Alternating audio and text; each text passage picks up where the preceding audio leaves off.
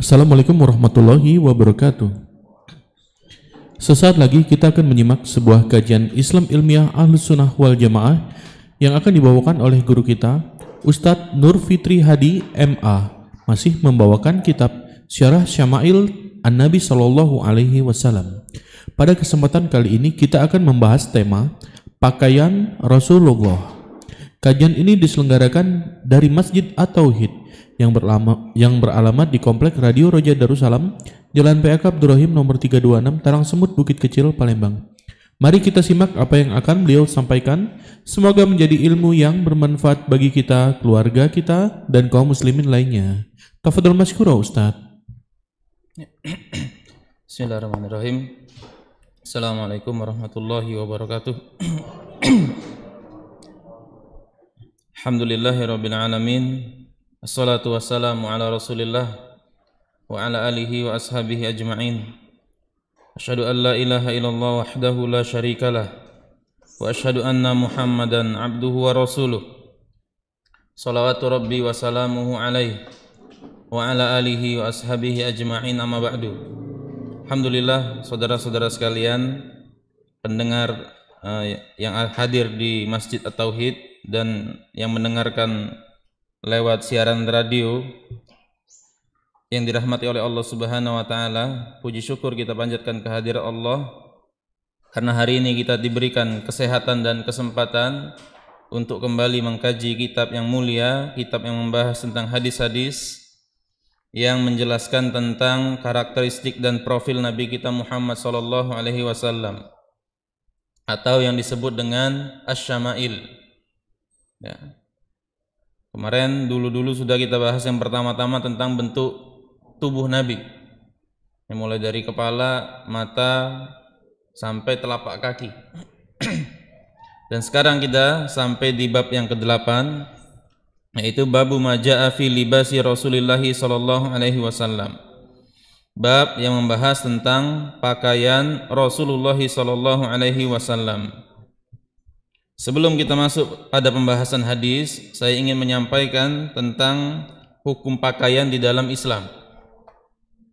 Jadi hukum pakaian di dalam Islam ini sama dengan hukum taklif yang 5. Ya, kita tahu dalam syariat kita ada hukum taklif, hukum beban syariat. Ada yang wajib, ada yang sunat, ada yang haram, ada yang makruh, ada yang mubah, 5. Nah, demikian juga hukum pakaian di dalam Islam. Hukum pakaian di dalam Islam mencakup 5 hukum taklif ini. Ya. Yang pertama, hukum pakaian itu ada yang sifatnya wajib. Ya. Hukum pakaian yang sifatnya wajib yaitu pakaian yang menutupi aurat. Dan pakaian menutup aurat ini adalah hak Allah Subhanahu wa taala. Ya. Bukan hak manusia. Sehingga ini tidak bisa digugurkan karena selera manusia. Misalnya seseorang mengatakan, saya tidak mau pakai jilbab, belum siap. Saya tidak mau pakai jilbab karena lingkungan kerja saya tidak mengizinkan hal tersebut. Saya tidak mau pakai jilbab, saya belum siap pakai jilbab, keluarga saya belum mengizinkan. Ya. Ini hak Allah Subhanahu wa taala, tidak bisa dibatalkan dengan keinginan manusia. Apalagi zaman-zaman sekarang, saya tidak mau pakai jilbab, nanti dibilang kadrun. Ya. Ini tidak berkaitan dengan keinginan manusia, selera manusia, kondisi masyarakat, tidak. Pakaian yang wajib haknya Allah Subhanahu wa taala. Demikian juga bagi laki-laki menutup aurat mulai dari pusar sampai lutut. Itu haknya Allah. Bukan kehendak kita, bukan selera kita, bukan mengikuti kondisi masyarakat dan mengikuti zaman. Ya. Kemudian yang kedua, hukum berpakaian itu bisa menjadi sunnat, yaitu ketika pakaian menjaga dari bahaya, menjaga dari panas dan dingin, Ini merupakan hak manusia. Ya. Ini hak manusia, memakai pakaian yang baik, memakai pakaian yang indah, memakai pakaian yang bagus saat sholat Id dan sholat Jumat, termasuk memakai pakaian yang berwarna putih. Itu hukumnya sunnah. Ini berkaitan dengan manusia. Kalau manusia tidak berselera, boleh dia tinggalkan. Saya tidak selera pakai pakaian seperti ini, boleh dia tinggalkan. Masyarakat saya sepertinya belum sanggup melihat kondisi saya kalau saya berpakaian dengan model seperti ini. Nah, itu hak manusia. Jangan dia balik. Yang hak Allah dia jadikan hak manusia. Ya. Tadi orang berjilbab dia katakan masyarakat saya belum sanggup. Bukan, ini bukan hak manusia, itu hak Allah. Hak manusia itu memperindah pakaian dia, memperbagus, menjaga diri dari panas dan dingin. Itu sunnat hukumnya. Kemudian memakai pakaian bisa haram hukumnya. Bisa karena haram, ya, karena yang dipakai, jenis bahan yang dia pakai sesuatu yang haram, seperti laki-laki haram memakai sutra, atau haram karena cara memakai. Ya. Haram karena cara memakai, meniru orang non-muslim. Pakaian-pakaian yang khusus, kalau orang tahu, oh ini pakaian non-muslim. Kemudian laki-laki misalnya isbal, ya, itu cara memakai pakaian. Yang dia pakai nggak pernah haram, ini kan kain biasa. Tapi cara dia memakai pakaian itu haram hukumnya. Ya. Kemudian yang keempat, makruh. Pakaian popularitas, syuhrah. Ya. Pakaian popularitas ini bisa seseorang memakai pakaian yang sangat jelek misalnya. Karena dia ingin dikatakan zuhud, dia pakai pakaian yang sangat jelek, bolong. Pakaian compang-camping sehingga orang tahu siapa? Si anu nah yang bajunya jelek. Oh iya. Paham orang langsung. Dalam kondisi dia punya duit. Ya. Lain cerita kalau dia memang tidak punya uang. Bajunya bolong, dia tambal, tidak masalah. Bisa juga orang nyeleneh, nyentrik. Seperti kita bahas kemarin, orang kondangan pakai piyama misalnya. Ya. Dan pakaian syuhrah ini bisa jadi juga terkait adat istiadat. Pakaian nasional. Ya. Tidak kita katakan mentang-mentang ini pakaian budaya lokal terus kita bebas pakai. Di Palembang tidak laku pakai belangkon. Antum melok kajian pakai belangkon. Oh ini pakaian nasional ini Ustaz. Mencintai budaya lokal. Cuman itu syuhrah. Pakaian popularitas. Ikhwan yang mana? Itu yang biasa pakai belangkon itu. Tahulah itu, Bang. Ya, maksudnya si fulan. Ya, pakaian popularitas. Pakaian daerah bisa mungkin digunakan di acara-acara tertentu seremonial. Tapi untuk dipakai pakaian sehari-hari bisa jadi syuhrah. Pakaian popularitas. Ya, saya ingin pakai ini. Ya, dia pakai, pokoknya intinya pakaian itu membuat dia lain sendiri dari yang lain. Kemudian ada lagi pakaian yang mubah. Yang kelima, pakaian itu mubah selain dari 4 hal di atas.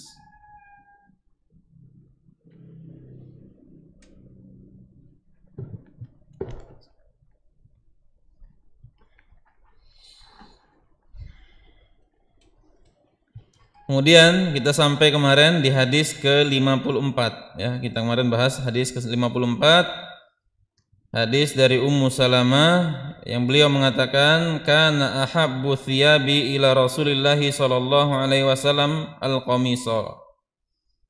Pakaian yang paling disukai oleh Rasulullah sallallahu alaihi wasallam adalah al-qamis. Pengertian qamis adalah huwa thawbul ma'ruf. Pakaian yang sudah diketahui bersama, alladzi lahu kuman tadkhulu fiha al-yadan, yaitu pakaian yang memiliki dua lengan yang bisa dimasuki oleh kedua tangan. Walahu jaybun yadkhulu fihi al-unuq, dan pakaian tersebut, qamis itu adalah pakaian yang memiliki kerah yang bisa dimasuki oleh leher. Wa qad qila fi sababi hubbin nabiy sallallahu alaihi wasallam lil qamis li'annahu sahlun fi lubsihi. Ada yang mengatakan mengapa Rasulullah sallallahu alaihi wasallam menyukai qamis, gamis bahasa kita, karena itu mudah dipakai dan mudah juga dilepas. Murihun fit taharruki bihi, mudah nyaman kalau bergerak, berbeda dengan pakaian-pakaian yang lain yang ada di zaman Nabi. Ya, pakaiannya membutuhkan kehati-hatian saat bergerak, ya, semisal izar. Nah, jadi artinya qamis itu, gamis adalah pakaian yang berjahit. Udah, itu intinya gamis. Ya, gamis itu pakaian yang berjahit. Cuman sampai di kita mengalami penyempitan makna. Orang pahamnya gamis ya baju panjang itu. Padahal menurut istilah fikih, gamis itu ya ini, pakaian yang punya tangan, punya kerah, itu qamis. Ya kaos, ya baju koko, gamis Pakistan, gamis Arab, itu gamis semua. Ya. Dan pakaian seperti ini disukai oleh Nabi karena alasannya tadi, mudah makainya. Berbeda dengan izar, wah repot, diputar-putar dulu sampai ada tutorialnya. Antum lihatlah tutorial menggunakan pakaian umroh, ada di YouTube. Sampai ada tutorialnya. Lalu baju cek ini mana ada tutorialnya? Tutorial mengenakan kaos, kurang gawe. Nak nontonnya. Tutorial menggunakan kemeja, kurang gawe. Tapi kalau tutorial mengenakan pakaian izar, rida, oh itu penting. Dijingok dulu. Repot agak lepas. Ya. Nah, ngelepasnya juga, oh buka dulu, ikat pinggang, buka ini lepas. Mau bergerak juga sulit, tidak bebas. Ya, itu izar, rida. Kemudian di hadis yang lain dari Ali bin Hujr qala haddatsana Al-Fadl bin Musa an Abdul Mu'min ibnul Khalid an Abdullah ibnu Buraidah an Ummi Salamah qalat kana ahabbu thiyabi ila Rasulillah sallallahu alaihi wasallam al-qamis. Pakaian yang paling disukai oleh Rasulullah adalah gamis. Tadi gamis sudah saya sebutkan artinya. Jadi antum jangan salah paham makna gamis. Sehingga nanti oh yang sunnah tuh ini nih. Gamis ini. Gamis Pakistan apa gamis Arab? Ya. Salah paham terhadap makna gamis. Kita bacakan hadis yang lain sekalian. Sama hadisnya juga kana ahabbu thiyabi ila Rasulillah sallallahu alaihi wasallam yalbasuhu al-qamis. Pakaian yang paling disukai oleh Rasulullah sallallahu alaihi wasallam kalau beliau memakainya adalah gamis. Nah, dari 3 hadis ini menurut Zainuddin Al-Iraqi, dalam hadis ini terdapat anjuran memakai gamis. Dalam artian gamis yang sudah kita ketahui tadi. Jangan kita persempit maknanya seperti yang kita pahami dan dipahami oleh masyarakat pada umumnya. Alasannya karena lebih dicintai Nabi dan pakaian ini lebih menutupi aurat. Pakaian seperti ini lebih menutupi aurat. Beda dengan rida, izar dan syamlah. Izar, rida itu pakaian atas yang digunakan oleh orang berihram, itu pakaian atasnya namanya rida. Izar itu pakaian yang bagian bawahnya yang digunakan oleh orang-orang berihram. Itu dulu pakaian hari-hari orang-orang Arab. Ya, dulu itu pakaian keseharian. Sehingga saya lihat ada seorang artis yang hijrah, dia cari-cari fashionnya Rasulullah itu seperti apa. Ya, cak manulah gaya baju Rasulullah. Nah, di antara cara baju Rasulullah itu pakai izar dan rida. Cuman ini tidak umum di masyarakat kita. Antum ke masjid pakai ini, pakai peci, sangkong nak naik haji antum, nak berangkat malam ini, nak umroh, tidak, nak nunggu lah maghrib sampai isya, nak bingung wong, tidak umum. Ya. Antum nak guling juga salah, ya. Nak silo juga salah, ya. Terbuka, tidak nutupi aurat secara sempurna kalau kita banyak gerak. Kemudian syamlah itu antum pernah nyingok orang Afrika pakai kain dibalut-balut ke badan enggak? Ada kan orang Afrika dia pakai sampai kepala cak kerudung itu, padahal kain sikok cuman dibalut-balut muter badan. Dia cak ini pakainya sampai tutup kepalanya juga cak di kerudung itu, padahal pakai sikok kain. Itu namanya syamlah. Ya, ini juga repot. Nah, sehingga menurut Zainuddin Al-Iraqi pakaian seperti kita ini sunnah. Cuman tergantung niat antum. Kalau niat antum pakai baju ini karena kebiasaan memang cek itu, ya sudah dapat pahala. Ya. Baju yang ada ya inilah pokoknya. Ya kemeja, ya koko, namanya lain-lain. Cuman sama gamis itu. Dalam bahasa Arab namanya gamis. Koko, kemeja, baju kaos, itu gamis ya loh. Gamis Pakistan, gamis Arab, apalagi jas tidak ya. Jas sih masuk juga, ada kerahnya juga masuk leher. Ya. Kalau diniatkan karena Rasulullah suka seperti ini, nutup aurat lebih sempurna, dapat pahala tuh.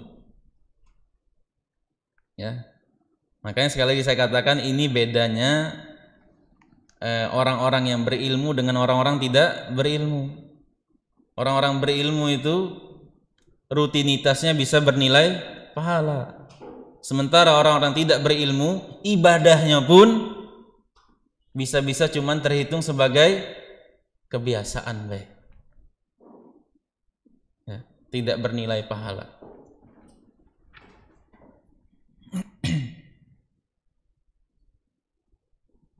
Dan hadis ini, 3 riwayat hadis ini semuanya diriwayatkan oleh istri Nabi yang namanya Ummu Salamah. Siapa nama Ummu Salamah? Ini Ummu Salamah bukan nama, ini kunyah. Namanya Hind. Bukan Hindun ya. Hind namanya itu.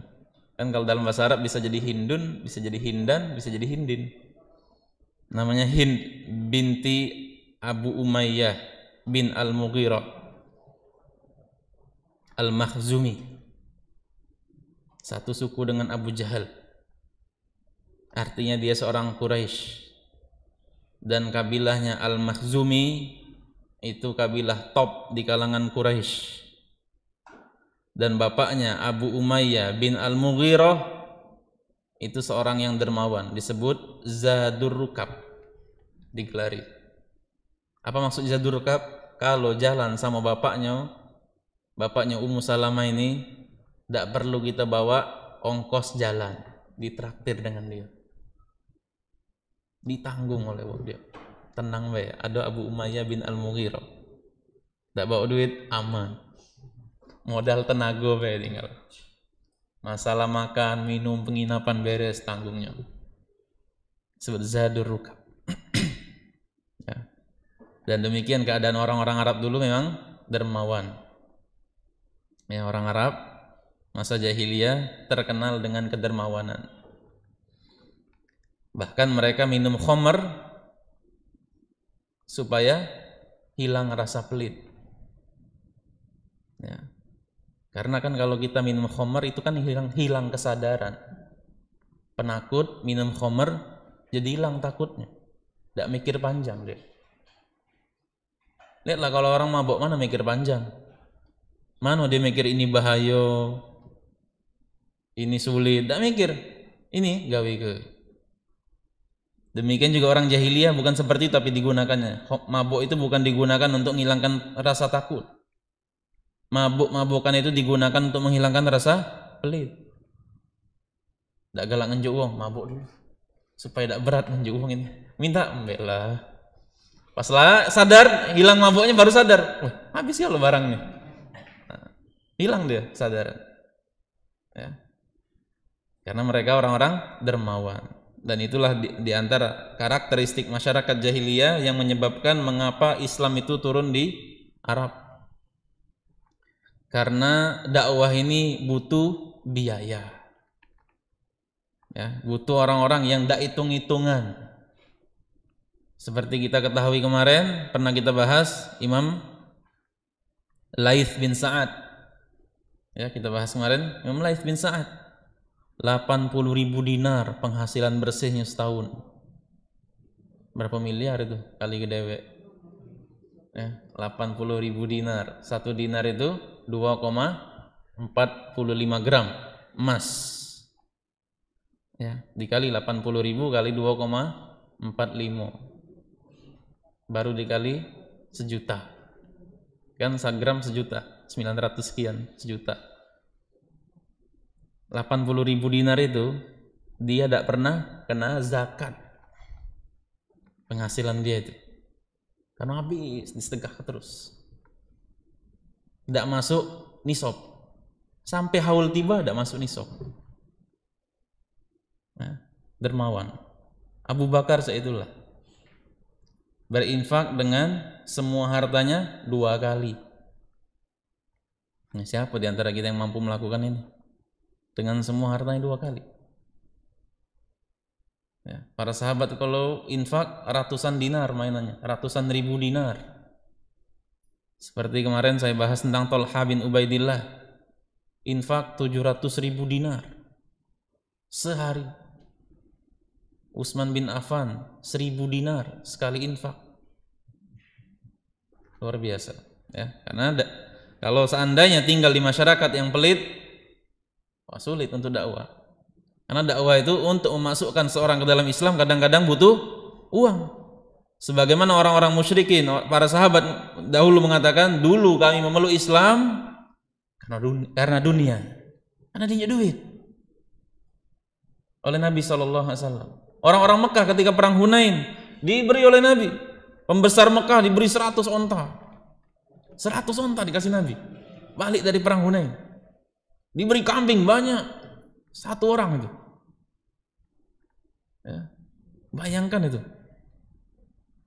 Kemudian setelah kami lama memeluk Islam, kami lebih cinta Islam dibanding dunia, dibanding duit tadi. Ya. Oleh karena itu perlu juga kita mendekatkan seseorang kepada sunnah, kita jajani, kita traktir. Aku sebenarnya berkawan dengan dia tuh bukan karena dia budak masjid, cuma dia galak traktir. Ya, baik dia neraktir. Hati aku pikiran nak melok belajar agama macam dia hati. Nah, cuman karena sering ditraktir, sering diajak ngobrol, lama-lama pengen ikut ngaji. Ya, seperti itu. Tidak bisa kita ngandalkan cuman penjelasan ilmiah saja. Orang awam diceramahi sabar, ya. Orang miskin dari kalangan awam ceramah sabar dengan kemiskinan, beriman kepada takdir. Sebelah ini nginjuk sapi. Gitu ceramah berjam-jam. Lu nginjuk sapi sekali, lewat. Lewat. Dulu di Salatiga. Salatiga itu ada pesantren Al-Irsyad. Ya. Ustadz ceramah di kalangan masyarakat Salatiga. Salatiga banyak orang non muslim, banyak orang Kristen, banyak sekali. Ya, bahkan orang-orang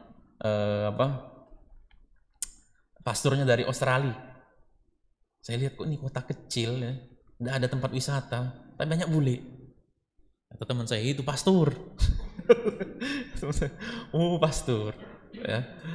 Ceramah. Kata teman saya, tahu tidak ini rumah ini, ya, ini tempat orang non muslim suka ngasih sapi. Ustadz ceramah wah mental, dikasih sapi. Ya, sulit karena dana kita terbatas ketika, ya. Kalau kita punya dana ya kita kasih. Makanya dalam Islam ada zakat, ya. Kemudian ada sedekah, ada infak. Tidak seragam amalan dalam Islam itu. Ada mendekati orang dengan ceramah, ada dengan memberi, macam-macam. Ini menunjukkan sempurnanya syariat Islam. Ini Ummu Salamah, jadi bapaknya Zadur Rukab, seorang yang sangat mulia. Dan istri Nabi semuanya orang Quraisy, banyak di antara mereka rata-rata Quraisy. Cuma beberapa yang tidak Quraisy. Dan semua mereka adalah keturunan orang-orang mulia. Kemudian hadis ke-57. Haddatsana Abdullah bin Muhammad bin Hajjaj qala haddatsana Mu'adz bin Hisham qala haddatsani abi an Budail yakni Ibnu Maisarah Al-Uqali an Shahr bin Haushab an Asma binti Yazid qalat, ya, dari sahabiat yang namanya Asma binti Yazid, dia mengatakan kana kummu qamisi Rasulillah sallallahu alaihi wasallam ila rusghi, sesungguhnya lengan bajunya Rasulullah sallallahu alaihi wasallam itu sampai tulang yang menonjol di pergelangan tangan, sampai sini. Kebiasaan baju-bajunya Rasulullah, kata Asma binti Yazid, itu sampai di sini, sampai pergelangan tangan. Ya. Karena kebiasaannya seperti itu, kata Asma binti Yazid. Dan Asma binti Yazid ini seorang sahabiat yang ma'ruf, terkenal, seorang sahabiat yang ikut serta dalam perang Yarmuk melawan orang-orang Romawi.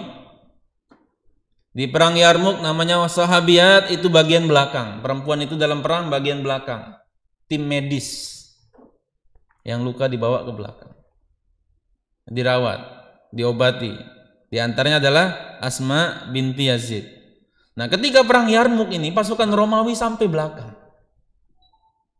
ya, ganggu wanita-wanita muslimah dari kalangan sahabiat. Karena tidak ada yang jaga, sahabat maju semua. Atau seandainya pun ada yang jaga, tidak banyak. Apa yang dilakukan oleh Asma binti Yazid?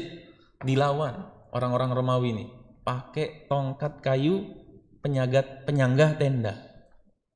Dengan tongkat itu dia bisa berhasil membunuh 9 orang pasukan Romawi.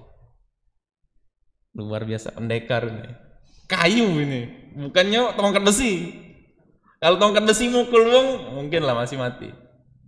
9 orang yang dilawannya laki-laki, dan bukan cuma laki-laki biasa, tentara ini. Jadi antum bisa bayangkan, tentara Asma binti Yazid. Dan perempuan Arab ya mungkin memang lebih kuat dibanding perempuan kita. Kata ada salah seorang ustadz menceritakan, dulu waktu kami di Yaman, kami motong kambing itu butuh 3 orang. Kadang-kadang megang kambing 3 orang, satu megang kaki depan, satu megang kaki belakang, satu nyembelih. Diketawai oleh ibu-ibu Arab. Karena ibu-ibu Arab ini kalau nyembelih Dewi Anmed. Apalah jemung Indonesia ini kami. Ya mungkin ya.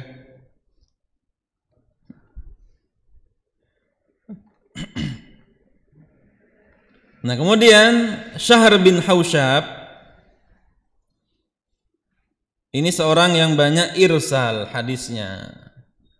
Irsal itu dia tidak menceritakan gurunya ketika ngomong, tidak pakai an guru, tidak. Ya, hadisnya mursal. Ya. Sehingga hadis ini didhaifkan oleh Syekh Albani. Oleh karena itu tentang isbalnya tangan, kan kaki ada isbal sudah tahu kita. Isbalnya tangan ini jadi pembahasan di tengah para ulama. Khilaf di kalangan para ulama tentang hukum isbalnya tangan. Bolehkah tangan ini sampai ke sini atau sampai nutupi jari-jari Kalau Syekh bin Baz rahimahullahu taala mengatakan, saya tidak menemukan alasan untuk mengatakan itu haram. Ya, isbalnya tangan itu haram. Tidak ada alasan katanya. Tidak nemu saya. Kalau sampai dikatakan hukumnya haram. Cuman memang yang lebih baik bagi kita mengikuti teladan Nabi, kata beliau. Ya. Adapun kalau seseorang melinting tangannya ketika dia mau sholat, hukumnya makruh. Ya, hukumnya makruh. Tidak sampai batal sholatnya. Karena Nabi SAW melarang seseorang yang rambutnya gondrong untuk dikuncit saat sholat, dan melarang orang yang tangannya kepanjangan untuk, atau baju orang yang tangan panjang untuk digulung. Makruh. Ya, namanya makruh, ditinggalkan berpahala. Nah, tentang ini diperselisihkan oleh para ulama, apakah ini termasuk larangan ataukah tidak. Dan Syahr bin Hausyab ini termasuk seseorang rawi yang juga banyak meriwayatkan kisah-kisah aneh. Ya, kisah-kisah aneh. Di antaranya dia meriwayatkan kisah tentang seseorang, ada kuburan yang terbelah, kemudian keluar orang berkepala keledai. Ya, Syekh Albani mengatakan kisah tersebut hasan sampai dengan Syahr bin Hausyab. Namun Allah Ta'ala alam. Namun beliau ini hadis-hadisnya mursal, sehingga di sini yang diperselisihkan oleh para ulama tentang sahihannya. Hadis ke-58. Haddatsana Abu Ammar Al-Husain bin Huraits qala haddatsana Abu Nuaim qala haddatsana Zuhair an Urwata ibnu Abdullah ibni Kusyair an Muawiyata ibnu Qurrah bin Iyas an abihi. Berarti dari siapa ini terakhirnya? Dari Qurrah bin Iyas. Kalau terjemah ada sanadnya ini? Ada terjemahnya. Kalau diterjemah yang sanad seperti ini ada gambarnya di situ. Baju Nabi ada gambar misalnya. Ada buku yang punya gambarnya itu? Tidak ada ya?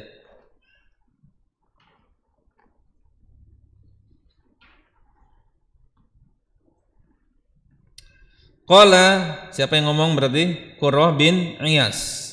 Dia mengatakan, Ataitu Rasulullah sallallahu alaihi wasallam fi rahtin min Muzainata linubayi'ahu.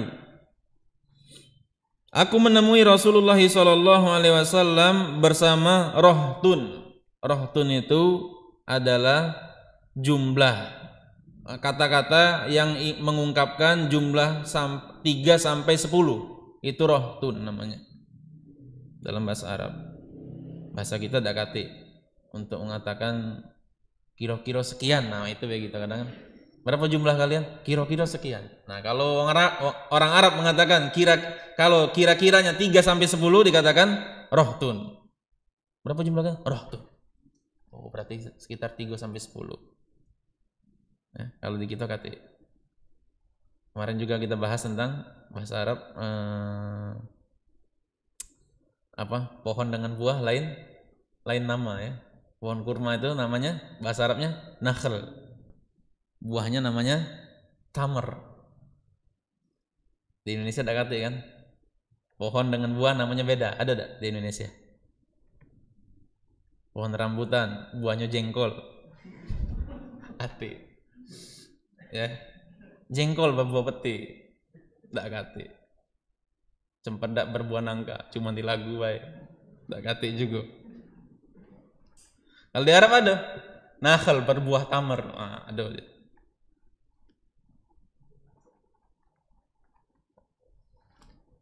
Jadi ada rohtun. Dalam riwayat lain disebutkan 400 orang.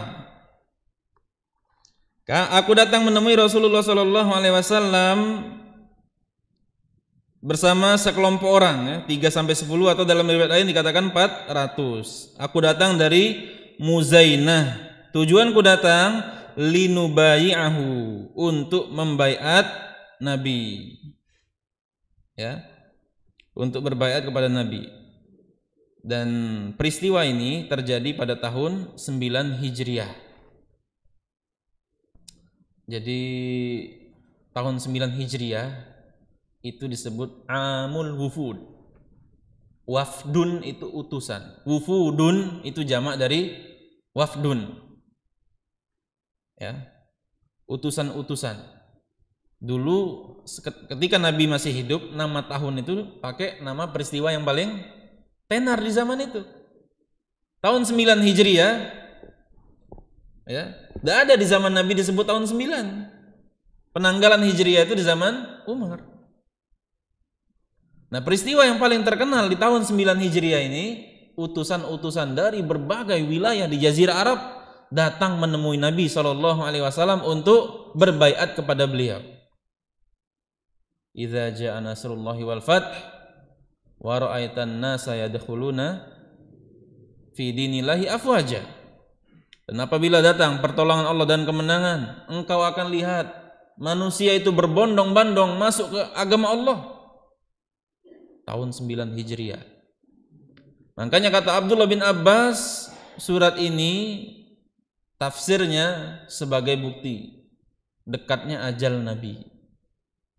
Ya, surat ini kata Abdullah bin Abbas.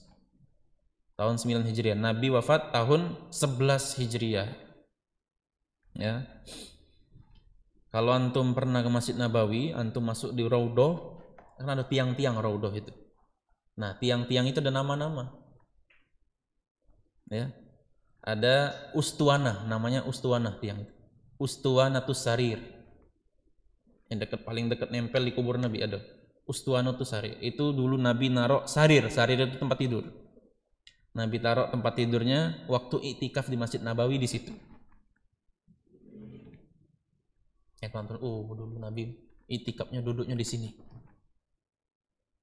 Cuman tulisannya memang agak belibet. Kita yang ngerti bahasa Arab kadang-kadang itu tulisannya kan kayak hot-hot yang pokoknya ngacak-ngacak gitu. Oh ini. Ya.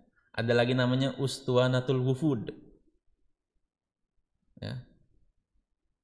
Tiang di mana Nabi menerima utusan-utusan dari berbagai wilayah yang datang. Nah, dulu Nabi duduk situ. Utusan datang berbaiat kepada beliau.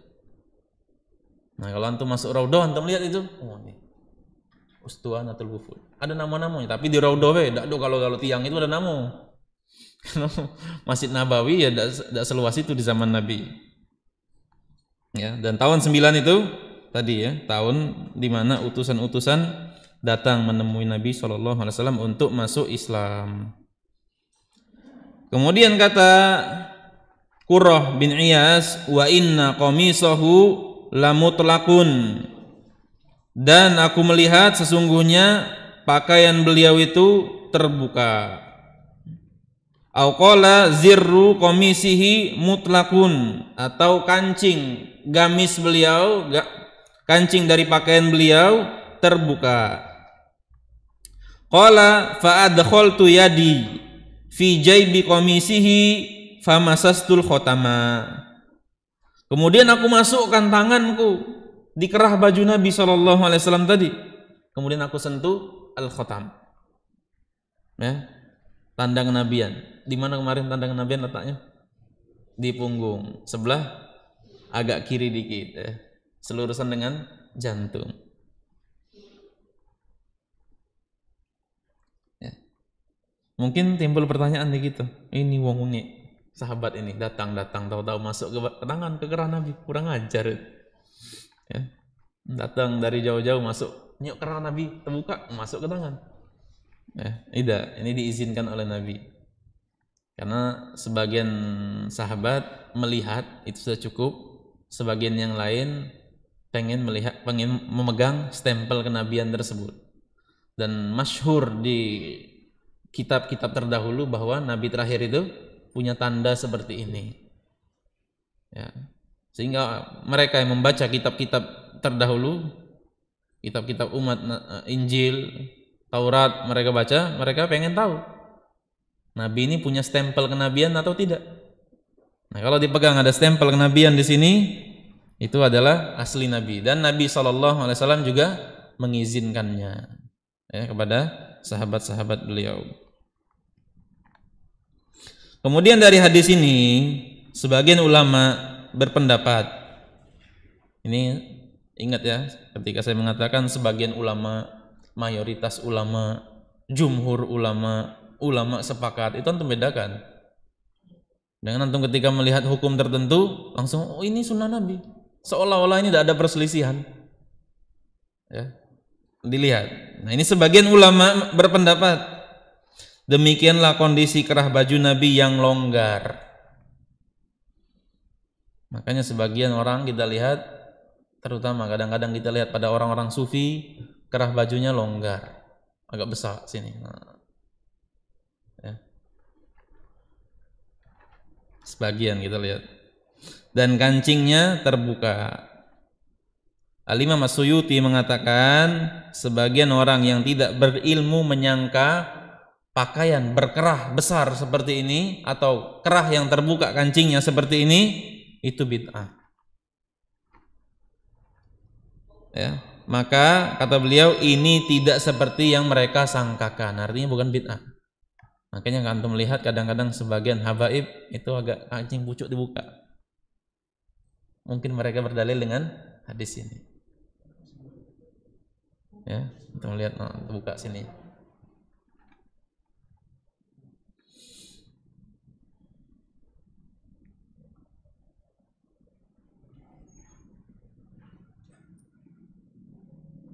Kemudian menurut Syekh Abdul Razak di sini ada faidah. Ya, ini pendapatnya Syekh Abdul Razak. Pendapat ulama yang lain. Ighlaqu ziril qamisi huwal aslu. Menutup kancing gamis itulah yang pada hukum asalnya memang selayaknya seperti itu. Setiap orang pakai baju gamis yang ada kancingnya, fungsi kancing ini untuk nutup. Ya. Wa idza kana hunaka hajatun li itlaqihi utliqa. Kalau ada kebutuhan untuk membukanya baru dibuka. Sama seperti kita pakai baju. Ya, kita pakai sampai sini atau sampai sini. Kalau ada kebutuhan kita merasa panas, merasa tidak nyaman, sudah mulai sempit, kita buka. Ya, nyangkut di leher kita tercekek.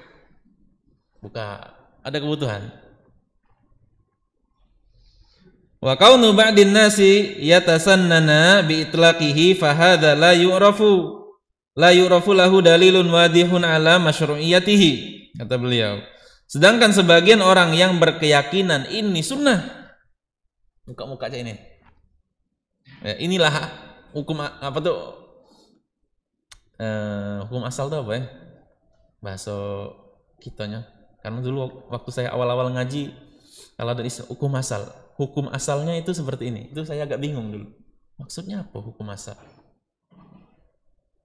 Selayaknya kita pakai baju itu pada umumnya orang tidak demikian. Wa kaunu ba'dun nasi yatasanna bi itlaqihi. Sebagian orang yang berpendapat bahwa yang model seperti terbuka seperti itu adalah sunnah, fa hadza la yu'rafu lahu dalil. Kata Syekh Abdul Razak, hal tersebut tidak diketahui oleh dalil yang tegas tentang itu adalah sunnah. Wa hadzal hadits la yadullu ala dzalika la min qaribin wala ba'id. Dan hadis ini kata beliau, kata Syekh Abdul Razak, tidak menunjukkan adanya anjuran bagi kita untuk membuka kerah baju. Baik dilihat dari sisi dekat maupun dilihat dari sisi jauh. Dari sisi dekat kadang-kadang kejingoan. Dari sisi jauh kadang tidak kejingoan. Kadang-kadang kita meneliti sesuatu kadang dekat tidak kejingoan, pas dari jauh baru kejingoan lebih luas sudut pandangnya. Ini dilihat dari sudut pandang yang sempit, tidak kejingoan, ini sunnah. Dilihat dari sudut pandang yang lebih jauh lagi, yang lebih luas, tidak juga sunnah, kata Syekh Abdul Razak. Li'annahu la ya'lamu hal fatahahu ta'abudan wa tasannunan, karena tidak diketahui apakah Nabi SAW membuka kancingnya dari lebar, hal tersebut sebagai bentuk ibadah atau bentuk sunnah, au annahu fatahahu li ghardin minal aghrad, ataukah beliau membuka tersebut karena sesuatu tujuan. Tidak ada tujuan, tidak ada Tidak ada indikasi yang jelas. Ini sunnah atau memang sengaja? Atau memang ada kebutuhan? Imma li syiddati har awilil harara fi sadri. Ya. Baik karena cuaca yang panas atau badan beliau panas. Au ma asbaha dzalika, atau yang seperti itu. Bal alladzi yaghlabu 'ala dhanni annahu lam yaf'alhu tasannunan. Namun yang bisa kita pahami secara logika, hal tersebut beliau lakukan bukan karena inilah sunnahnya. Li'annahu law kana hadza minas sunnati lam yuj'al az-zirru aslan. Kalau membuka kancing ini termasuk sunnah, maka sekalian saja tidak usah ada kancing. Ya. Dibuka saja bajunya, atau memang beli model baju yang kerahnya lebar. Atau memang sengaja di sini tidak dipasang kancing. Kalau itu memang sunnah. Kata beliau, fama faidatuhu idza kana la yazirru. Lalu apa faidahnya kalau seandainya ada kancing tapi tidak dikancing ke? Sekalian beda usah pakai kancing kalau memang bukan untuk dikancing ke. Nah, sehingga kata beliau itu bukan termasuk sunnah, ya. Namun kita katakan ini memang ada perselisihan di kalangan para ulama, tapi kita bisa melihat di perselisihan ini pendapat yang dalil atau penjelasan argumentasi yang lebih kuat sepertinya ada pada kelompok yang mengatakan ini bukan sunnah. Azan, ya, kita azan dulu, ya. Sallallahu alaihi wasallam. Kita azan kemudian salat kemudian lanjut lagi. Wassallallahu ala nabiyina Muhammadin wa ala alihi washabbihi wasallam.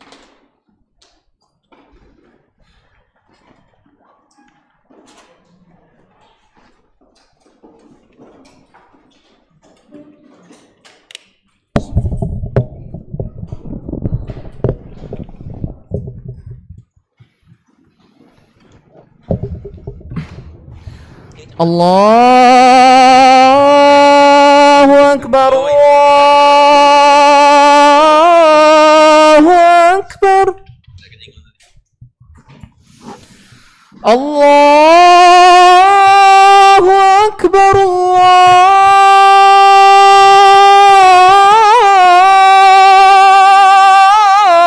Allahu Akbar.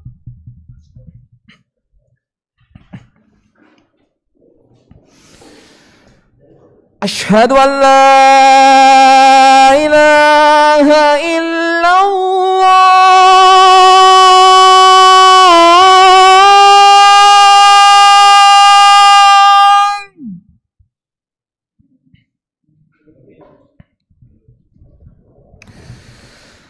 Asyhadu an la ilaha illallah.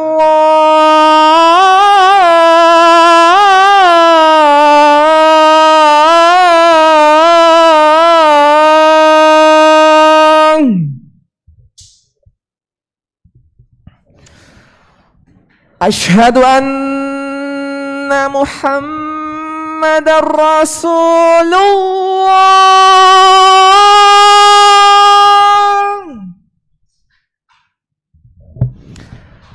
Asyhadu anna Muhammadar Rasulullah.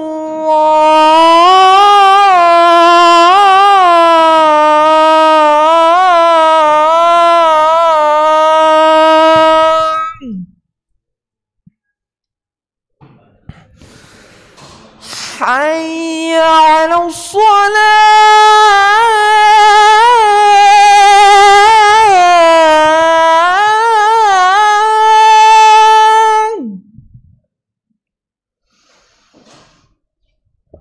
Hayya 'alas shalah.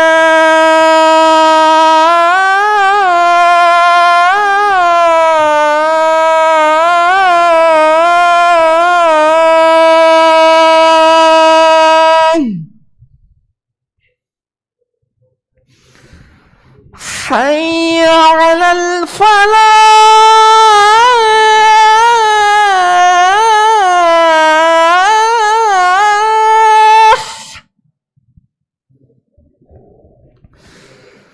Hayya 'alal falah.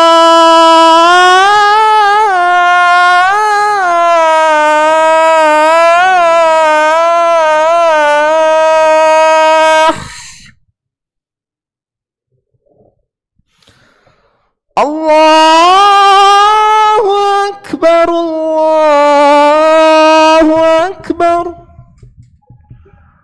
لا إله إلا الله.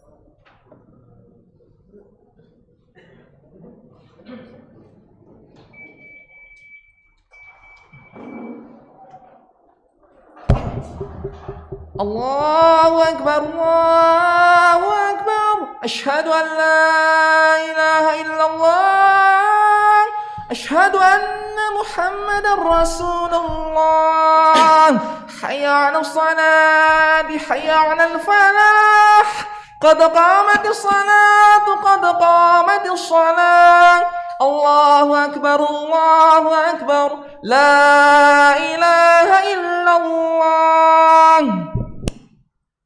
Istawu dulu, luruskan saf. Allahu Akbar.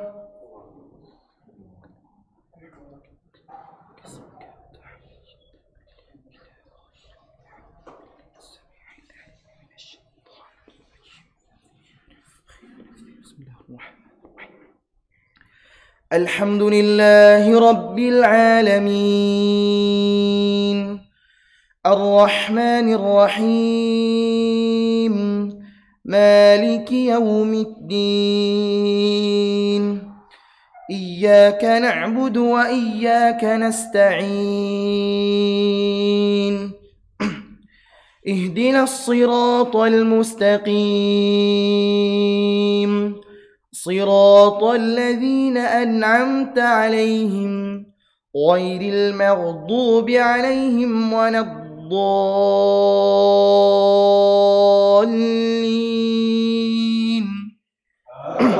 آمين.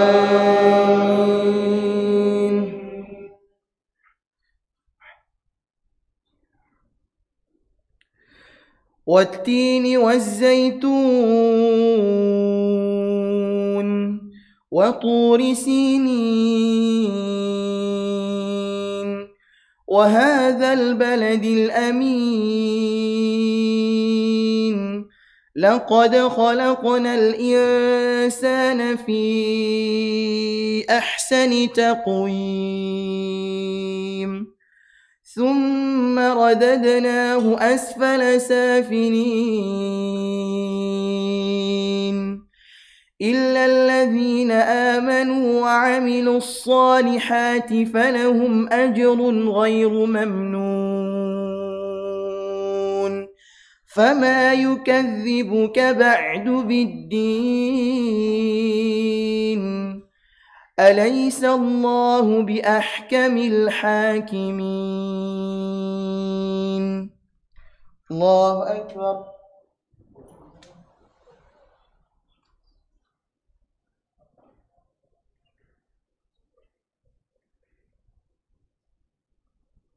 سمع الله لمن حمده.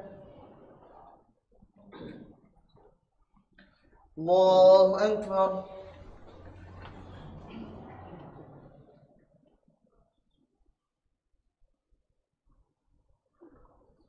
الله أكبر.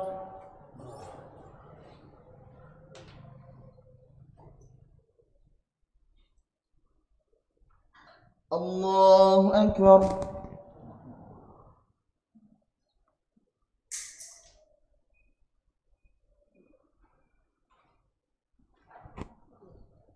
الله أكبر. بسم الله الرحمن الرحيم.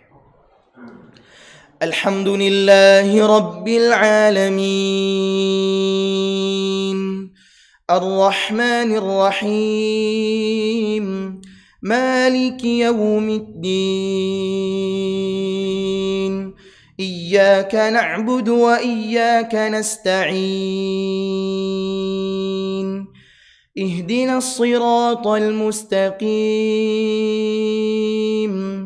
صراط الذين أنعمت عليهم غير المغضوب عليهم ولا الضالين.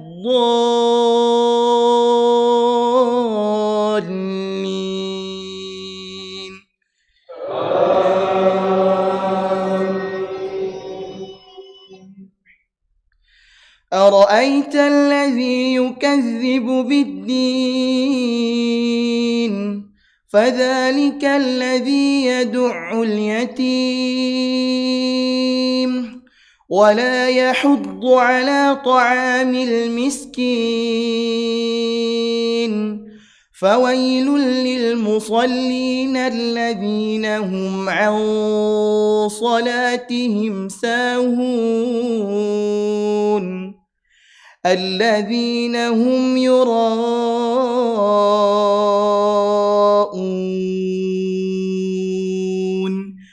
ويمنعون الماعون. الله أكبر.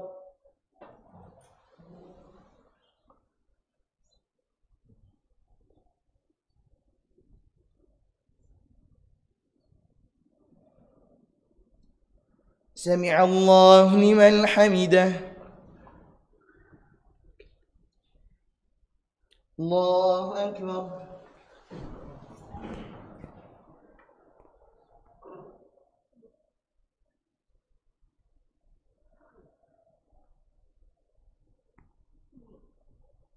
الله أكبر.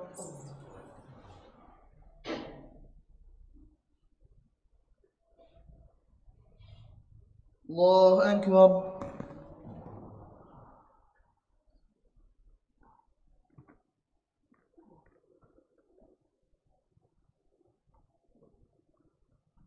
الله أكبر.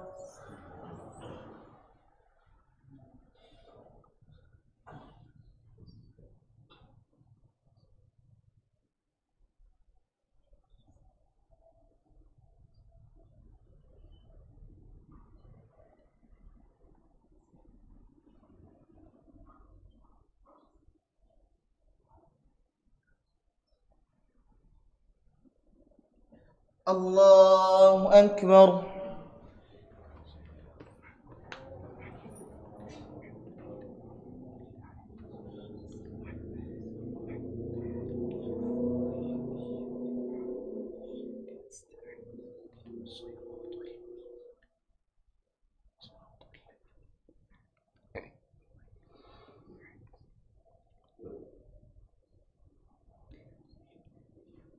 الله أكبر.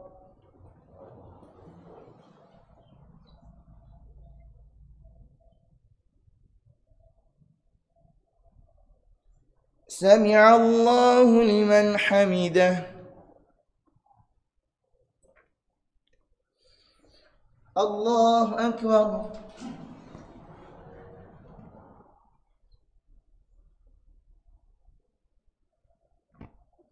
الله أكبر.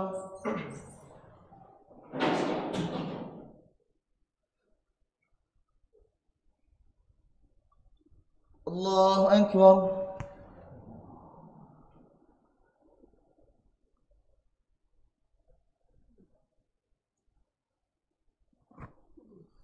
الله أكبر.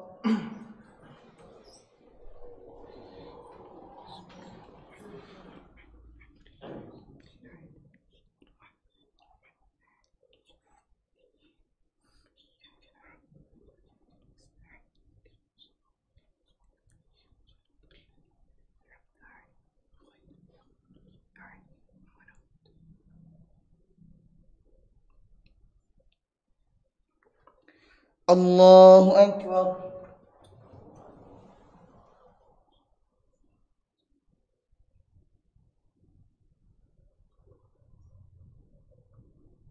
سمع الله لمن حمده.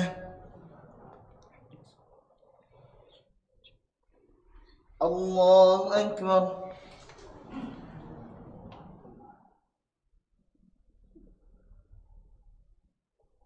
الله أكبر.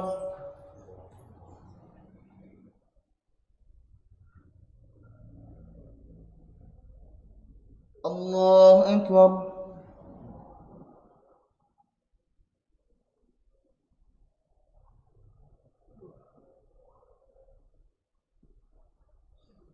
الله أكبر.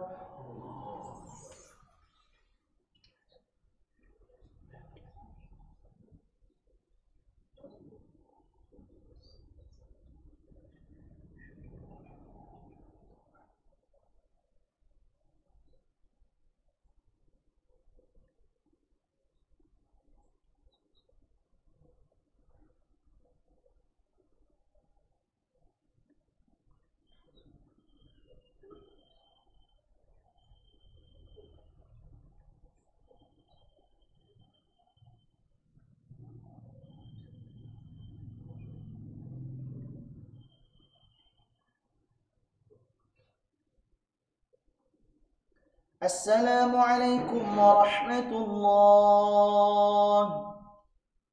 السلام عليكم ورحمة الله.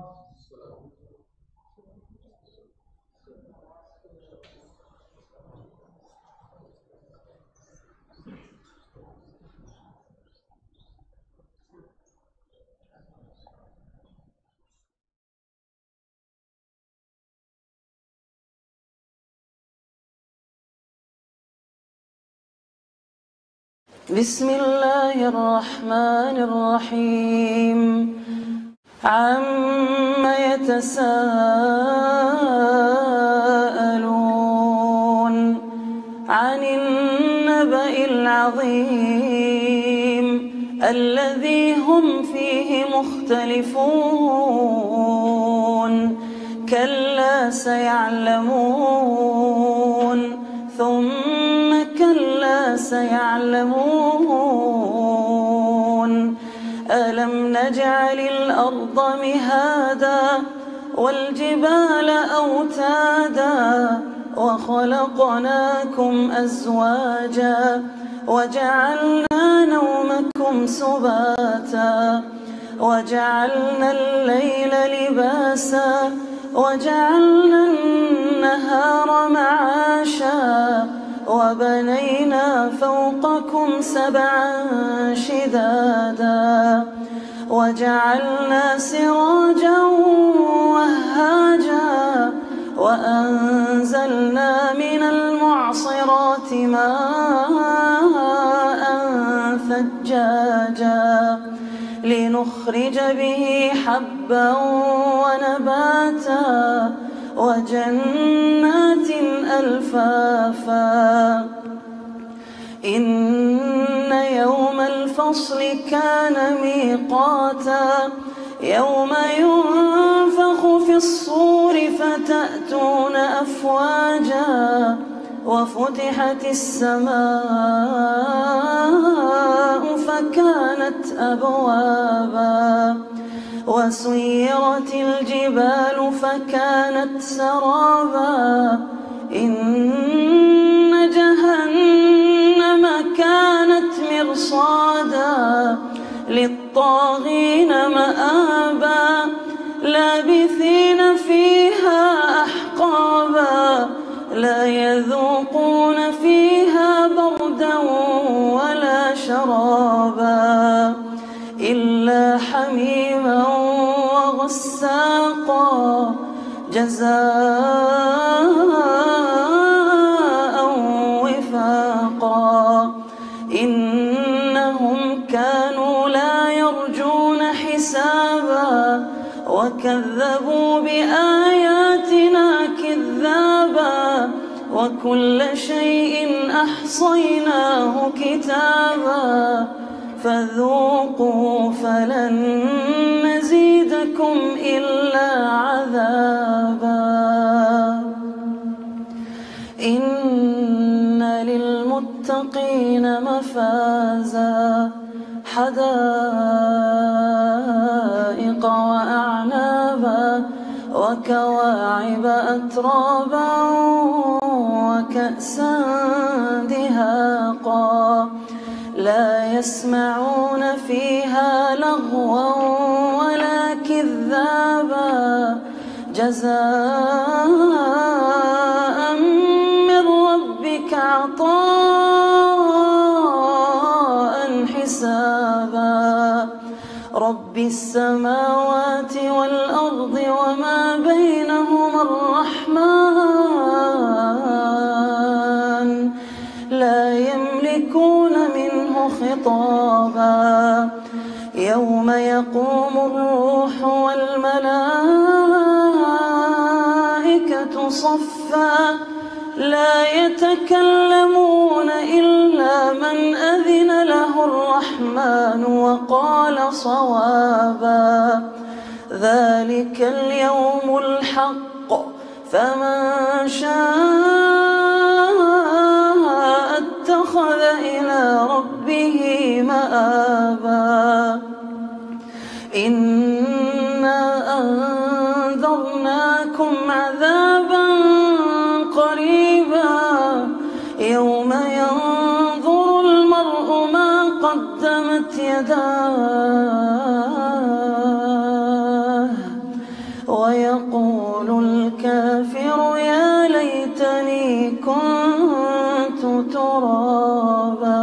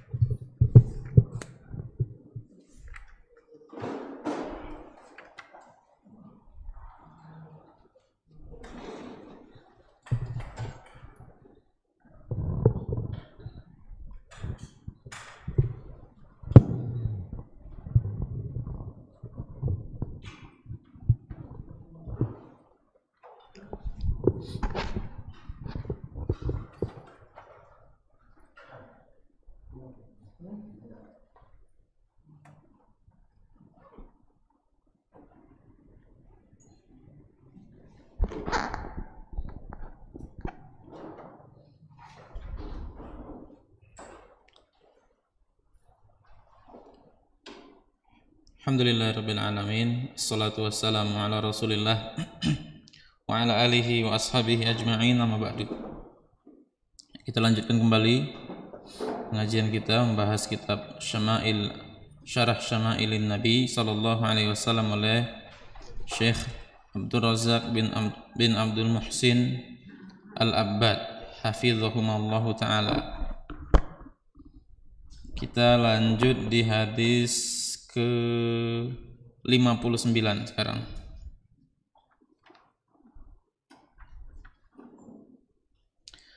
Haddatsana Abd bin Humaid qala haddatsana Muhammad ibnu Fadl qala haddatsana Hammad ibnu Salamah. Nah, Salamah ini nama laki-laki ya. Ibnu Salamah, anaknya Salamah. Kalau di Arab itu nama laki-laki, Salamah. Kalau di kita nama perempuan. Demikian juga Firdaus. Firdaus itu kalau di Arab nama perempuan. Kalau di kita nama laki-laki. Jangan kaget antum teleponan sama Salamah. Siapa jenggotan pas ketemu. An Jabib bin Syahid Anil Hasan an Anas bin Malik radhiyallahu anna Nabiyya sallallahu alaihi wasallam kharaja wa huwa yattaki'u ala Usamah bin Zaidin. Kata Anas bin Malik, seorang sahabat yang masyhur ya, termasuk sahabat sering kita jelaskan biografi beliau ini. Anas bin Malik salah seorang sahabat Ansor yang paling kaya, itu Anas bin Malik. Ya, kita bahas kemarin beliau ini 1 tahun kebunnya 2 kali panen. Kalau orang lain 1 kali panen. Musim kemarau saja itu awan itu datang ke kebun dia. Kemudian hujan di kebun dia. Berkat doa Rasulullah SAW. Ketika dia masih kecil umur 10 tahun diserahkan ke ibunya, menyerahkan dia ke Rasulullah, wahai Rasulullah tolong doakan. Rasulullah SAW, Allahumma barik lahu fi malihi wa waladihi. Ya Allah, berkahilah dia terhadap anak-anaknya dan hartanya. Jadi kalau kita minta itu minta yang berkah juga, jangan cuma minta minta duit, minta yang berkah juga kepada Allah Subhanahu wa taala. Ya Allah, berikanlah saya rezeki yang berkah. Ya. Jangan minta banyak, cuman minta yang berkah kepada Allah Subhanahu wa taala. Banyak itu nominal. Nominal itu ganti-ganti. Sehari ini dikatakan banyak, besok ada dikatakan banyak. Ya. Kadang banyak juga kita masih tidak cukup, tidak nyaman. Tapi kalau berkah, kita merasakan kecukupan. Itu Anas bin Malik radhiyallahu anhu. Jadi pembantu Nabi selama 10 tahun. Yang dia katakan bahwa aku tidak pernah, Nabi SAW itu tidak pernah, kalau aku meninggalkan sesuatu beliau mengatakan, kenapa tidak dilakukan ini? Kalau aku melakukan sesuatu beliau berkata, mengapa engkau lakukan ini? Tidak pernah. Padahal dia masih anak-anak. Namanya anak-anak kan ada mainnya, ya, ada nurutnya. Pernah Nabi SAW nyuruh dia? Nabi SAW nyuruh dia pergi ke sana kan Nabi? Tidak mau kata dia. Padahal dalam hati aku mau melakukannya. Cuman aku ngomong dengan Nabi aku tidak mau. Kalau gitu, kau. Kalah pula ya. Nah, kata Anas bin Malik, kharaja wa huwa yattaki'u ala Usamah bin Zaid. Nabi SAW keluar sambil menggandeng tangan Usamah bin Zaid. Ini menunjukkan kedekatan Nabi dengan para sahabat. Pernah Nabi juga gandeng tangan Mu'adz bin Jabal. Sambil keluar dari masjid, Nabi pegang tangan Mu'adz bin Jabal. Kata Nabi, wallahi ya Mu'adz inilah uhibbuka. Wahai Mu'adz, demi Allah, aku ini sangat mencintaimu. Ya. Ini menunjukkan Nabi dekat dengan para sahabatnya. Makanya para sahabat itu kadang-kadang GR, serasa mereka ini orang yang paling dicintai oleh Nabi SAW. Seperti Amr bin As. Amr bin As itu masuk Islam pas setelah perjanjian Hudaybiyah. Perjanjian Hudaybiyah tahun 6. Ya, kemudian dia masuk Islam bersama Khalid bin Walid. Nah, dia bersahabat sama Rasulullah SAW. Dia merasa kayaknya aku yang paling dicintai Rasulullah. Ya, sampai dia untuk meyakinkan ini, dia tanya ke Nabi, wahai Rasulullah, siapa orang yang paling engkau cintai? Ya, Nabi jawab Abu Bakar. Hadis yang masyhur. Aisyah, paling cintanya adalah Aisyah. Minar rijal, dari kalangan laki-laki, abuha, bapaknya. Kemudian disebut oleh Rasul, siapa lagi? Umar kalau salah, disebut oleh Nabi. Ya. Kemudian disebut lagi Abdurrahman bin Auf kalau salah ya. Kemudian aku tidak mau tanya lagi. Ya. Bukan aku juga, jangan-jangan masih. Artinya Rasulullah SAW berinteraksi dengan sahabatnya seolah-olah sahabatnya itu merasa orang yang paling dicintai oleh beliau. Ini susah. Ya, interaksi seperti ini menunjukkan luar biasa sekali akhlak seseorang. Susah kita interaksi sampai seperti itu. Nah, Nabi menggandeng tangan Usama bin Zaid, dan Usama bin Zaid ini anak dari anak angkat Nabi, yaitu Zaid bin Harithah. Alaihi thawbun kitriyun qad tawashshaha bihi. Nabi menggunakan pakaian Qatar. Pakaian Qatar di sini bukan pakaian berasal dari Qatar, tapi pakaian yang berasal dari Yaman, yang berbahan katun, yang ada warna merah dan bergaris. Ini thawbun kitri. Dan agak sedikit kasar, ada yang mengatakan, agak sedikit kasar. Qad tawashshaha bihi, dan Nabi SAW membalutkan pakaian tersebut sampai salah satu pundak beliau itu tertutup. Ya, seperti kita mau ihram. Karena fasalla bihim. Kemudian Nabi SAW menjadi imam untuk para sahabat. Nah, hadis ini menunjukkan yang pertama, kalau diambil faidah dari sisi fikih, artinya boleh saat sholat seseorang itu pundaknya terbuka satu. Ya, pundak seseorang terbuka satu ketika sholat laki-laki boleh. Kalau pundaknya dua-duanya terbuka, ini diperselisihkan oleh ulama, sah atau tidak sholatnya. Bukan makruh atau tidak, sah atau tidaknya diperselisihkan ulama. Kalau Hanabilah mengatakan sholatnya tidak sah, ya, sholatnya batal. Ini pendapat Hanabilah. Dia mengatakan makruh Hanabilah, sampai ada mengatakan batal sholatnya. Oleh karena itu tidak dibenarkan seseorang sholat cuman sarungan. Kan aku nutup aurat. Aurat kita kan dari pusar sampai dengkul. Pundak tidak. Enggak alasan. Ya. Tidak boleh kata Nabi seseorang sholat dalam kondisi pundaknya dua-duanya terbuka. Harus ada kain yang nutup salah satu pundaknya. Di antara Nabi pernah pakai demikian. Qad tawashshaha bihi. Ya, dibalutkan ke salah satu pundaknya, kemudian Nabi menjadi imam. Nah, ini sekali lagi menunjukkan pakaian model seperti yang digunakan oleh orang-orang ketika ihram itu biasa digunakan di zaman Nabi. Apakah ini sunnah? Kita bahas kemarin, pakaian yang sunnah adalah pakaian yang sesuai dengan kondisi masyarakat. Ya. Justru ini tidak ma'ruf di tengah masyarakat kita, aneh di tengah masyarakat kita. Udah khotib Jumatan pakai pakaian kayak ini, terkejut wong. Ini serius ini, kata wong ya, kaget orang-orang. Nah, kemudian ada kisah di balik periwayatan hadis ini. Ya. Qala Abd bin Humaid, qala Muhammad bin Fadl, sa'alani Yahya bin Ma'in.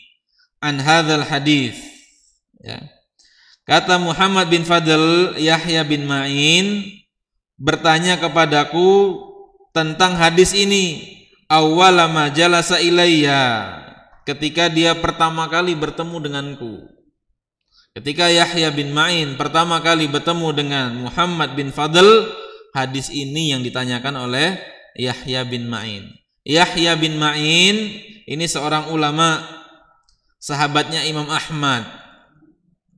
Ya, sahabatnya Imam Ahmad bin Hambal.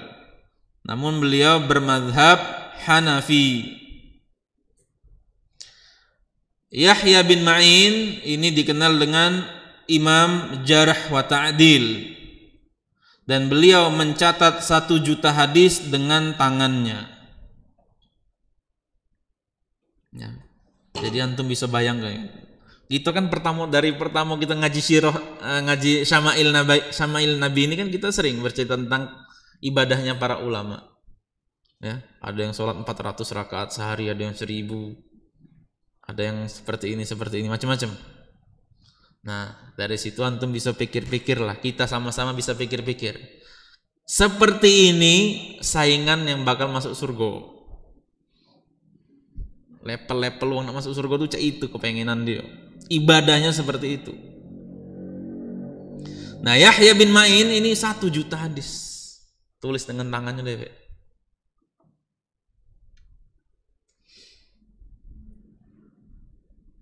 Dan Imam Ahmad berkata tentang Yahya bin Ma'in, as-sima'u min Yahya bin Ma'in syifa'un lima fis sudur.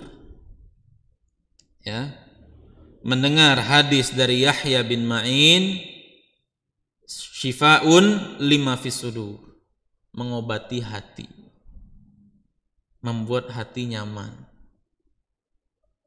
Ya, mendengar hadis dari Yahya bin Ma'in. Ada 2 faktor. Yang pertama, karena beliau thiqat, terpercaya, jadi bikin nyaman.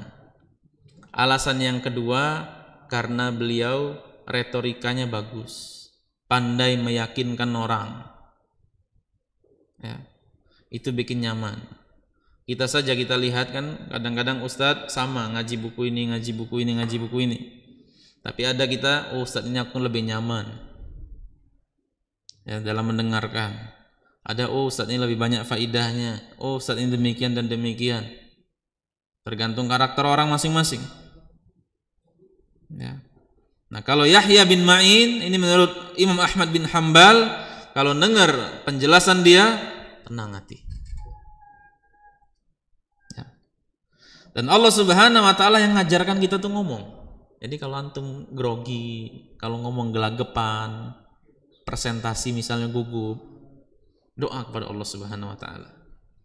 Karena Allah Subhanahu wa taala berfirman, "Allamahul bayan."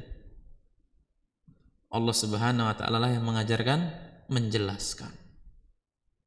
Allah Subhanahu wa taala mengajarkan memberi penjelasan sehingga seseorang itu lidahnya fasih, ngomongnya jelas. Dan kata orang Arab, zinatur rajuli fasohatuhu. Perhiasan seseorang itu kefasihannya dalam berbicara. Ya. Seseorang kalau dia lisannya fasih, pinter ngomong, itu orang itu banyak disukai. Perhiasan seseorang. Ya, oleh karena itu kita minta kepada Allah Subhanahu wa taala, ya Allahumma 'allimnil bayan. Ya Allah, ajari aku ngomong. Ajari aku kalau jelas kepada seseorang. Ya. Karena itu nilai perhiasan seseorang. Kata orang Jawa, perhiasan badan itu pakaian. Perhiasan jiwa seseorang ngomongnya. Masih jauhnya tahu. Aji ning bondo kata orang apa? Lupa aku. Cak iya lupa juga. Jadi ini termasuk fasih ya. Dan di antara para nabi yang dijuluki khatibun nabi, ya. Apa tuh? Retorika, ahli retorikanya para nabi itu Nabi Hud. Ya. Dan ada juga khatibun nabi di kalangan para sahabat, Hasan bin Thabit. Ya, dia pandai bersyair, ngomongnya fasih, suaranya keras. Ya. Dan itu perhiasan bagi seseorang. Kalau orangnya kelihatan rapi, necis, kalau ngomong gugup, nah itu sudah gagal. Ini ya, tes wawancara sudah gagal. Ya, tidak bisa meyakinkan orang, tidak bisa berhadapan dengan orang, sulit kerjasama mungkin. Karena gara-gara ngomongnya gelagapan, bebelit-belit. Ya, oleh karena itu kita banyak minta kepada Allah Subhanahu Wa Taala agar dipandaikan berbicara. Tidak masalah itu, kita minta pandai berbicara. Ini Yahya bin Ma'in. Dan Yahya bin Ma'in ini jenazahnya dimandikan di tempat pemandian bekas Rasulullah SAW dimandikan. Jadi kalau orang dulu itu ada seperti model cak ranjang lah. Bukan keranda ya. Kalau kita kan keranda. Cak ranjang seperti itu dimandikan di situ, kemudian orang jenazah juga dibopong di situ. Dibopong di situ juga. Nah, tempat mandi atau yang tempat bawa, apa namanya kalau kita? Keranda ya, gitu tuh. Keranda itu digunakan orang untuk mandi tak? Untuk ngangkat be? Untuk ngangkat be ya? Mandi ke? Ada tempat lagi khusus kan? Nah kalau zaman dulu tempat mandikan dan tempat yang ngangkat nanti jenazahnya sama. Nah Nabi SAW dimandikan di tempat itu juga digunakan oleh Yahya bin Ma'in. Tempat tersebut juga digunakan oleh orang-orang ketika memandikan jenazah Yahya bin Ma'in. Ini termasuk keutamaan beliau. Ya walaupun di akhir-akhir Imam Ahmad sempat kesal dengan Yahya bin Ma'in karena fitnah khalqul Quran. Ya. Yahya bin Ma'in agak lembek dalam permasalahan ini. Pas Imam Ahmad bebas, Yahya bin Ma'in mau ketemu, tidak mau ketemu Imam Ahmad. Ya. Kalau kita memberikan sesuatu yang sikap tidak tegas dalam permasalahan seperti ini, Imam Ahmad kecewa. Imam Ahmad sempat seperti itu.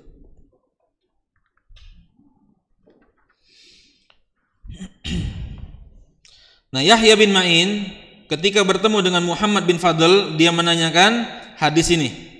Faqultu haddatsana Hammad bin Salamah. Kemudian aku mengatakan kepada dia, Hammad bin Salamah bercerita kepadaku.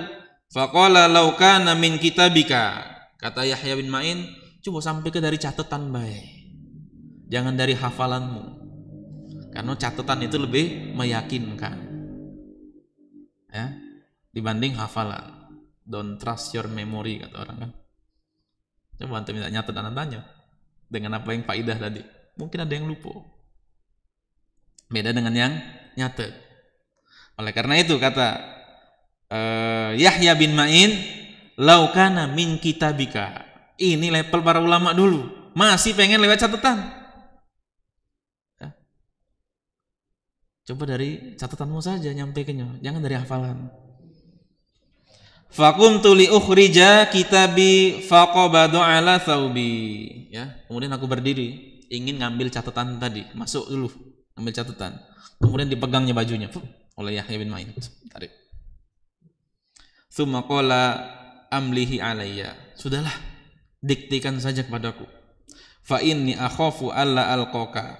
Aku khawatir kalau kau masuk kita tidak ketemu lagi. Ya. Ini himmah semangatnya para ulama. Aku khawatir kalau kau masuk rumahmu terjadi sesuatu pada dirimu, kau mati, hadis itu tidak sampai kepadaku. Bayangkan itu. Sadar akan ajal, sadar akan pentingnya waktu. Para ulama itu tidak ada nganggur-nganggurnya. Oleh karena itu para ulama salaf memuji ulama yang lain, mereka katakan saudara-saudara kami ini sudah siap mati. Kalau seandainya malaikat maut datang kepada mereka, mau kapan mati? Sekarang baik. Berbeda dengan kita. Seandainya malaikat maut datang kepada kita, milih memberikan tawaran kepada kita, kapan mau mati? Oke, nak sholat dulu. Nah, pas aku sholat cabut. Ya. Kalau mereka ini sekarang baik, karena ibadah terus penuh sepanjang hari, siap mati. Namanya siaga kematian, bahasa kita. Sama cak suami siaga. Kapan mbak istri nak lahir, siap sudah. Nah, itu kira-kira siaga. Ya. Jadi siaga kelahiran sudah ini sudah bedong-bedongan, apa segala macam, masuk koper. Kalau istrinya sakit, tinggal masuk mobil, berangkat. Kita masih siaga. Demikian juga siaga mati. Seperti itu. Siaga bencana. Saya dulu pernah kuliah. Waktu 2010 itu Gunung Merapi di Jogja meletus. Goncang terus, gempa terus. Setiap berapa menit sekali gempa. Wah, siap-siap kata kawan-kawan, siap-siap. Barang-barang berharga, ijazah-ijazah masuklah di tas. Kapan ada apa-apa, kita tinggal bawa tas, tinggal pergi. Oke. Semalaman tidak tidur. Nungguin Merapi ini. Ya, nungguin Merapi itu. Itu namanya siaga bencana. Nah, para ulama ini siaga kematian. Jadi kapan mati siap?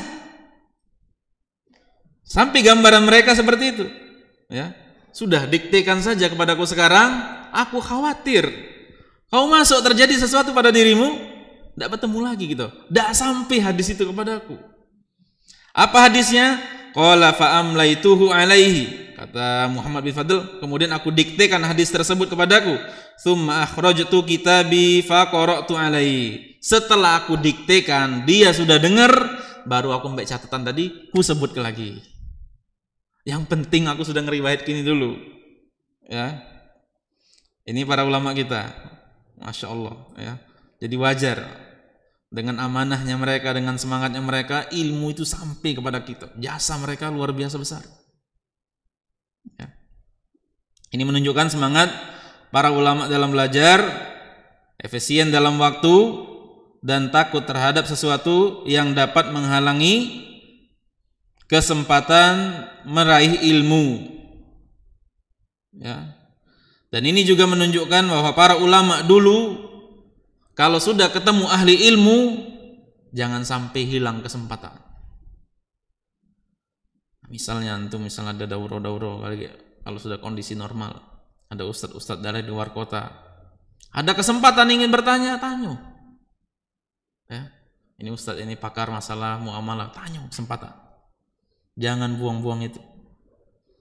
Ya, buat akses dari sekarang, terlibat dalam hal ini, nanti aku bisa jadi dekat dengan para ustadz-ustadz yang datang dari luar kota misalnya. Ya, itu dimanfaatkan seperti itu. Yang berapa ini? 8:30, jadilah kalau itu. Ya, sudah 8:30, kita cukupkan sampai di sini. Mudah-mudahan apa yang kita kaji ini bermanfaat. Dan pekan depan kita masih di bab tentang pakaian Nabi SAW. Kita di hadis yang ke-60. Ya, kita akhiri pertemuan kita ini dengan membaca doa kafaratul majlis. Subhanakallah wa bihamdika asyhadu an la ilaha illa anta astaghfiruka wa atubu ilaik. Assalamualaikum warahmatullahi wabarakatuh.